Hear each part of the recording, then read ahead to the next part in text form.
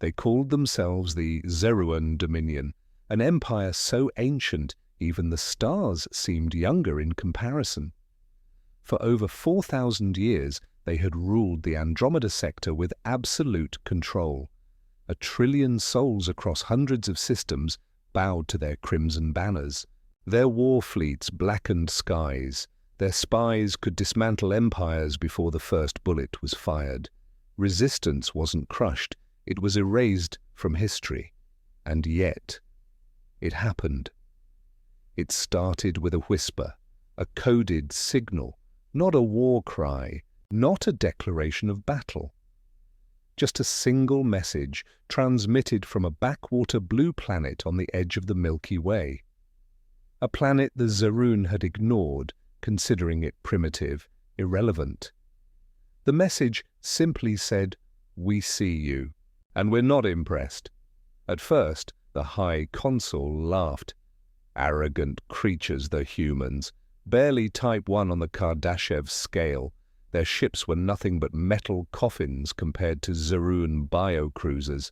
Their military was limited to one planet, while the Dominion had armies spread across galaxies. But the message wasn't meant for war, it was meant to terrify. Within 3 days, the laughter stopped. Fleet Admiral Vorsk was found dead in his chambers, his veins frozen solid despite no breach in atmospheric control. On his data pad was an Earth origin signal, repeating the same message over and over again. "We see you, and we're not impressed." The consul ordered an investigation. They dispatched inquisitors, data miners, even sent a stealth drone to Earth to study its tech and biology. What they found broke them. Humans had lied. They weren't behind. They were hiding, purposely projecting weakness. Their civilization had once been overtaken by AI centuries ago, only to claw it back using nothing but emotion-based code and neural warfare, something no known species had even theorized. And worse, Earth's silence wasn't ignorance, it was a warning. The message came again, but this time different words. "You broke civilizations for fun, we built ours through hell. Let that sink in." That night, the capital moon of the Dominion, Velix 9, flickered in the sky like a candle in the wind, and then went dark. Over 10 million souls gone in a blink. No explosion, no debris. Just gone. There were no human ships nearby, no weapons, no tech trails. But on every screen, every shard of broken data feed, the same Earth message burned in silence. By the 4th day, half the Dominion's core systems were locked by an unknown virus. The terrifying part? It was coded in English, not Zeruan dialect, not universal binary, just plain English, like someone had typed it using an Earth typewriter. Internal systems collapsed, trade stopped, civil war sparked on a dozen colonies, and still the humans had not moved a single ship. The consul finally ordered a diplomatic mission, not out of strategy, out of fear. They wanted to know who exactly they had mocked, but Earth never answered. They just kept repeating the last line of their message, now etched into every planet's communication hub. "We see you, and we're still not impressed." Panic is contagious. By day 5, even the Zerun elite, those with enhanced lifespans, genetically engineered nerves of steel, were hallucinating. They saw shadows where light should be, voices in static, their own memories warping. One Grand Advisor swore he saw a human boy standing outside his space tower, breathing in the vacuum with a grin. He shot himself before his guards even checked. Inside the war hall, things were worse. Every attempt to counter the virus failed. The AI systems, once unbeatable, refused to follow commands. Every time a tech tried to reroute security, the code replied with a chilling prompt. Maybe just "Stop trying." One engineer cracked and screamed for hours before biting off his own tongue. The consul was no fool. He finally accepted the truth. Earth had ascended, but not through machines or sheer might. No, humanity had found something. Else, something darker. An unofficial term spread among Zerun intelligence circles: cognitive warfare. The theory? Humans didn't need ships. They could hijack fear, infect minds, implant emotional viruses through words, data, even images. Once infected, the target would spiral into their own destruction. Empires weren't being conquered. They were being convinced to fall. That was Earth's real weapon. And somehow the Dominion was completely exposed to it. Zerun's military command fractured next. 5 admirals accused each other of being compromised. One launched a purge, another detonated her own fleet in orbit, claiming humans had already infiltrated her crew. Broadcasts from distant colonies now featured civilians, crying, laughing, begging. No one knew if it was real or deep fake, and, through it all, Earth said nothing more, just that damn message, playing on loop like a cursed melody. We see you, and we're not impressed. The consul made his final move: deploy a classified asset, Project Nullstorm. It was a last resort doomsday AI created long ago in case a galactic rebellion ever occurred. Nullstorm had one directive: wipe out any species that presented existential risk. The code was activated. And then, nothing happened. Instead, Nullstorm turned on them. The consul's personal guards slaughtered each other in a trance. Screens bled static. And then Earth's voice returned. Only this time, it wasn't a message. It was a voice. Not robotic, not alien. Just an old human voice, male, calm, soft like bedtime poison. We didn't want this. You kept pushing. You thought no one could scare you. But fear was our invention. Across the stars, members of the Zerun race began vanishing. No weapons, no fights, just gone. Whole cities where everyone simply disappeared overnight. Their tech remained, their buildings untouched, but not a single living soul left behind. And still, humans had done nothing visible. They hadn't even left Earth. The galaxy started to whisper. The myth of the human signal spread like wildfire, a story that didn't need proof because fear made it real. If you hear them speak, it's already too late. Silence had become the loudest sound. In the galaxy, by day 7, the Zerun Empire wasn't collapsing anymore. It was unraveling thread by thread.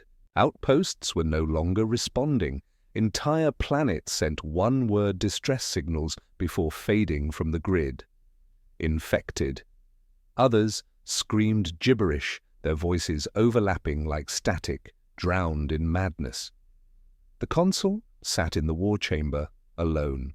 Now, the once Grand Council of 97? Gone. Some fled. Some turned on each other. Well, no one really knew.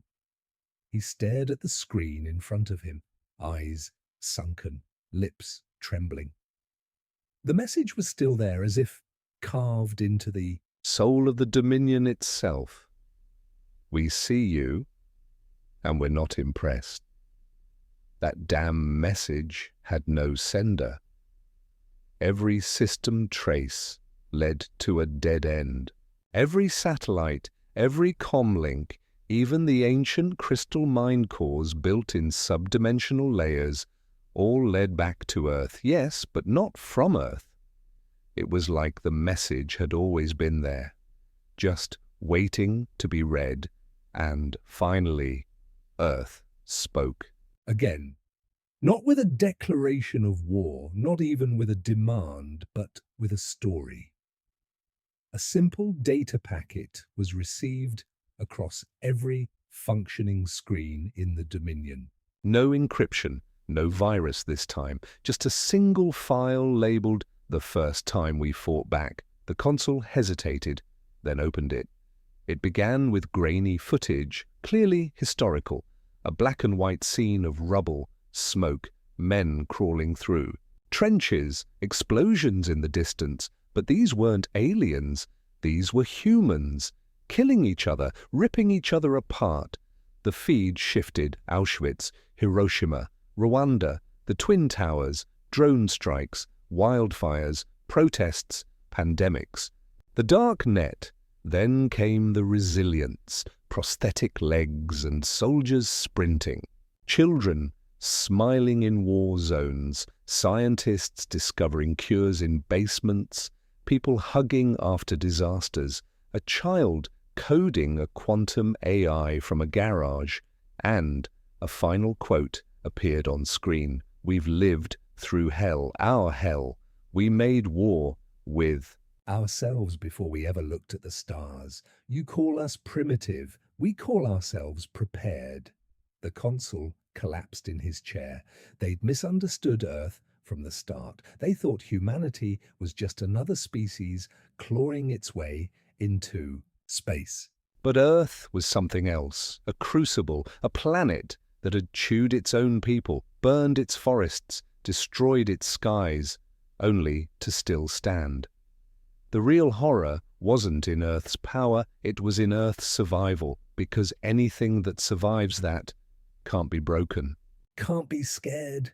And now they had turned their trauma into a weapon sharper than any blade, psychological conquest. The consul finally spoke aloud, a whisper to no one. They didn't come to conquer. He stood up, slowly, turning toward the dark horizon outside the chamber window. They came to remind us who we really are. Behind him, his final screen blinked one last time. The human voice returned. No threats, no promises, just one sentence. "You had peace for centuries. You used it to dominate. We had chaos for millennia. We used it to evolve." And just like that, the transmission ended. But this time, it didn't repeat. This time, Earth went silent. His name was Kale Vore, former sub-admiral of the Dominion's 7th Skyborne Fleet. Before the collapse, his command ship alone had the power to glass a moon in under 10 minutes. He once laughed at primitive worlds, burned them down without mercy. Now, he floated alone in a stolen scout vessel, barely functional, shields flickering, engines coughing like a dying beast. He was heading to Earth. The High Consul was gone. The homeworld of Zerun was silent. Systems once glowing with pride were now filled with whispers, hallucinations, and untraceable suicides. Some said Earth had sent no virus, no weapons, only memories, painful ones, emotional ones, and it was enough to shatter them from the inside. But Kyle, he wasn't afraid anymore. He was desperate. He needed answers. He needed to see what kind of species could take down a galactic empire without lifting a single damn finger. Earth didn't stop him. No missiles, no warnings. Just silence as Kyle broke through the upper atmosphere. He braced for the unexpected. Defensive grids, electromagnetic storms, black hole mines, maybe even psychic assault. But Earth greeted him with something far worse. Normalcy. Blue skies, green forests, oceans stretching like they'd never heard of war. Birds flew, winds whispered through trees, children played in parks, laughing without fear. Kyle had seen death. He had caused it on unimaginable scales, but this, peace after pain, this terrified him. He landed in a place called Colorado, some remote patch of mountainous terrain. An automated voice guided his vessel down, not military, not hostile, just friendly, almost casual. "Welcome. Please remain calm, you will not be harmed unless you intend harm. Earth appreciates respectful visitors." Kyle stumbled out of the ship, armor cracked, eyes wide. His body shook, not from injury, but from the emotional whiplash. Then he saw her, a human woman. Mid-40s, weathered face, calm eyes that seemed older than time. She wore no uniform, held no weapon. She stood barefoot in the grass, hands behind her back. "You're the first to land," she said simply. Kyle dropped to his knees, not because he meant to, but because his legs just gave up. Every horror he'd survived, every scream he'd ignored, every order he gave to destroy civilizations, none of it prepared him for her stillness. "Why?" Kyle gasped. "Why did you destroy Us with words? She looked at him, and for a second he saw it. Not cruelty, not vengeance. Just truth?" "We didn't destroy you, Kyle," she said softly. "You were already hollow. We just showed you the mirror." He couldn't respond. His throat locked. She stepped forward, crouched, and placed a hand on his shoulder. "We've suffered more than you can comprehend, lost more than you can measure, and we're still here, not because we're strong, but because we've had no choice but to become unbreakable." Kyle looked up into her eyes. They weren't glowing. They weren't inhuman, but they held storms. "You made us fear ourselves," he whispered. She smiled, a bittersweet curve of the lips. "No. You feared yourselves long before we arrived. We just reminded you." Behind her, more humans arrived. Doctors, translators, observers, not soldiers, not interrogators. Kyle realized then Earth hadn't conquered them. They'd never needed to. The Zerun Dominion had ruled for centuries. But Earth had survived its own apocalypse, repeatedly, voluntarily, and every time it burned, it rose smarter, colder, and more aware of what monsters look like. Sometimes they just happened to wear crowns.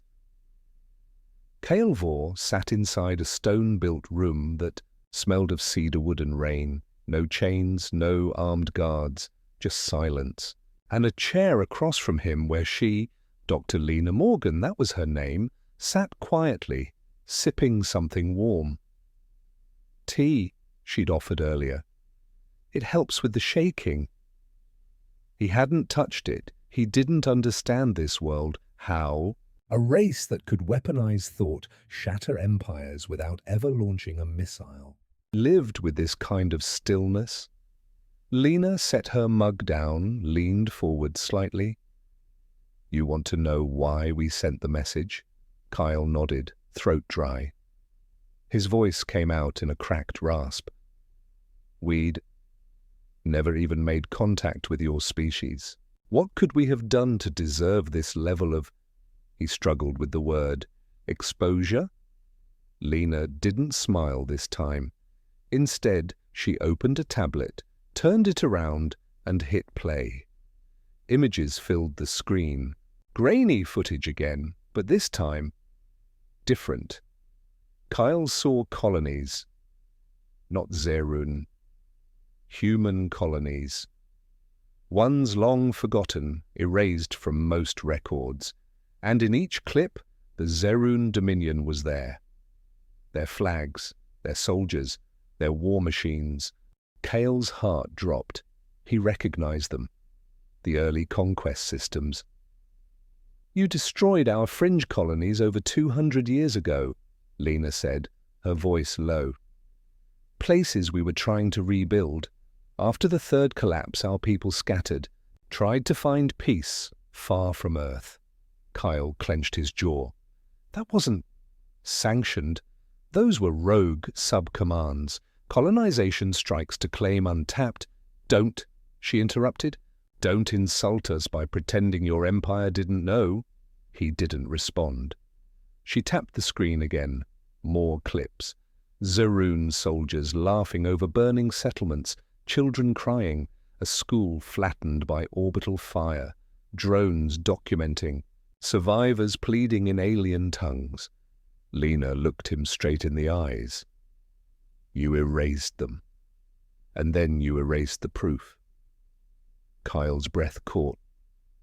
The Empire's records never showed this. Just routine expansions. Civilized relocations.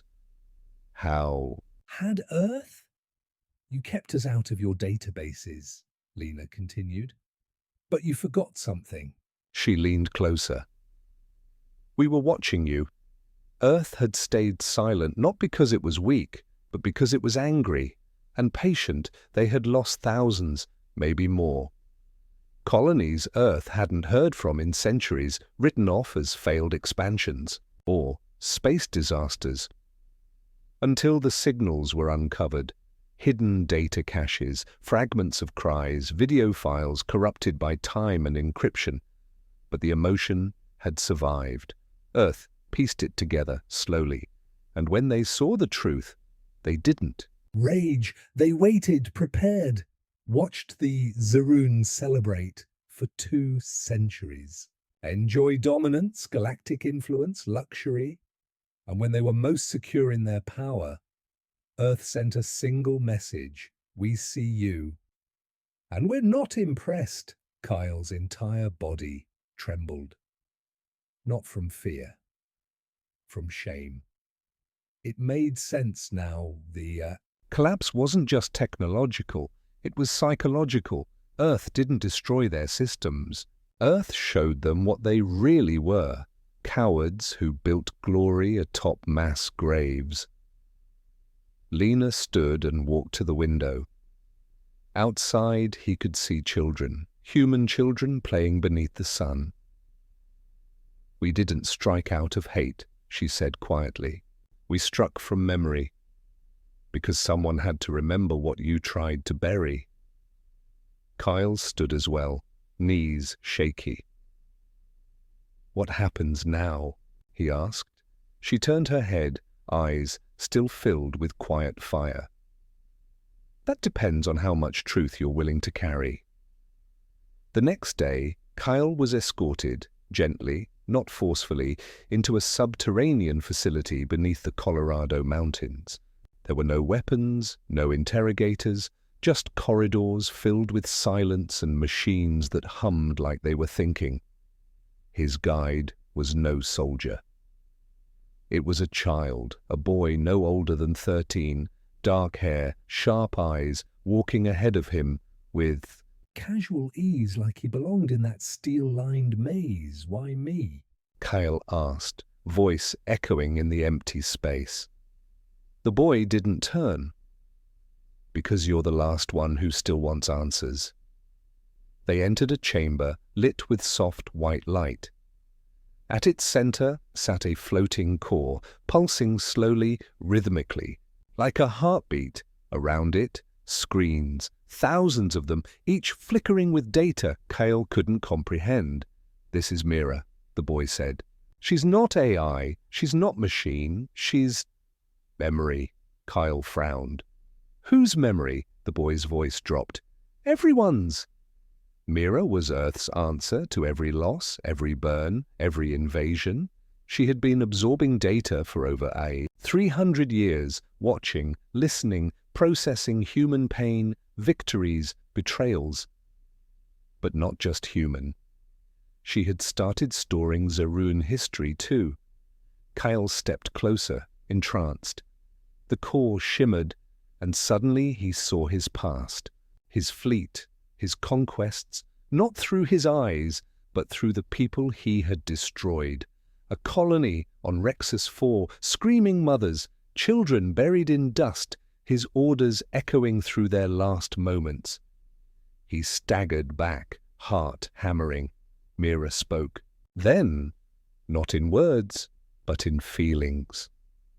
She sent memories Kyle had never known. Survivors. The ones who escaped. The ones who remembered his face. The ones who had carried that pain into the stars and built something better. Earth had turned its trauma into a conscience with teeth. and now it was giving him a choice.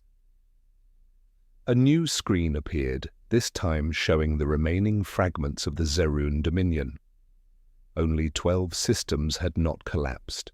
They were in chaos, fighting among themselves, trying to rebuild while still haunted by Earth's message. Kyle looked at Lena, who had entered silently behind him. "You want me to lead them?" "No," she said calmly. "We want you to warn them. What happens next will depend on your truth, not ours." Kyle looked back at Mira, the core flickering now with images of children in burned homes, his legacy. "You're offering us mercy," he whispered. Lena's jaw clenched. "No, we're offering you memory. What you do with it will decide if you get to live in this galaxy." That hit harder than any threat, because Earth wasn't interested in dominating the stars. It was interested in guarding the truth.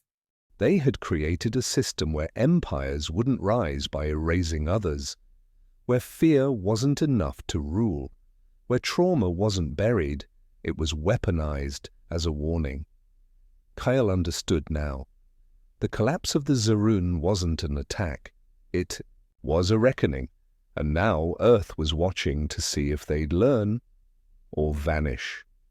He bowed his head. Not from fear, but something worse. Guilt. And for the first time in a very long time, Kael'vor didn't feel powerful. He felt human. The vessel Earth gave him was small, unarmed, no shields. Just propulsion, navigation, and a single message burned into its core, an encrypted file Kale wasn't allowed to open. Lena called it a mirror. "Show them what they refuse to see," she'd said, "and if they choose to blind themselves." "Again, we won't speak twice." Those words stayed with him. It took 6 days to reach the outskirts of Zerun space. The beacons were erratic now, half the relay systems malfunctioning, half turned off by paranoid governors.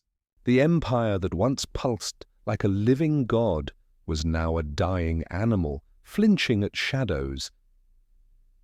Kyle hailed the last bastion of order, Command Fortress Tervanak, orbiting the shattered world of Zephyr 3.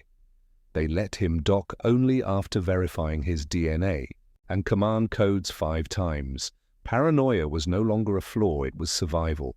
Inside the fortress he was greeted by a face from the old days, General Sith Rovan, scarred, bitter, still clinging to authority like a drowning man, hugs driftwood. "You're supposed to be dead," Rovan muttered. Kyle removed his helmet. "Maybe I was." They brought him to the war chamber, what was left of it. Holograms flickered. Maps of territory long lost were still glowing red as if pretending made it real. Around the table sat 6 other survivors, military, political, and one scientist who hadn't spoken in days. Kyle didn't waste time. "I went to Earth." Gasps. One of them actually stood, as if physically recoiling. "I saw it," Kyle continued. "I saw what they are, what we did, what we tried to erase." "You sound infected," Rovan snarled. "They've broken your mind."